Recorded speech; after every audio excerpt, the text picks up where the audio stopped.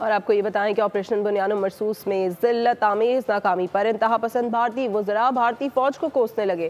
Colonel Sophia Qureshi पर तनकीद पर रिटायर्ड भारतीय फौजी अफसरान मोदी के खिलाफ उठ खड़े हुए। भारतीय फौज की तौहीन पर खामोशी इख्तियार करने पर मोदी से सवाल कर डाले।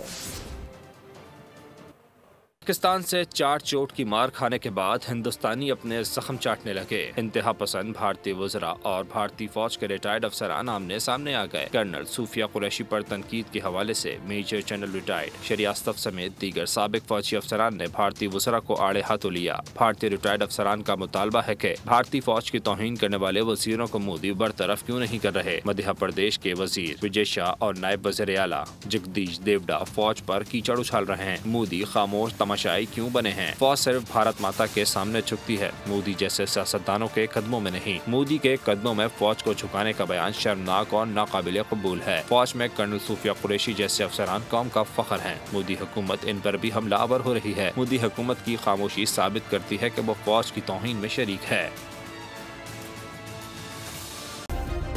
सब्सक्राइब करें और बेल दबाएं ताकि कोई खबर रह न जाए।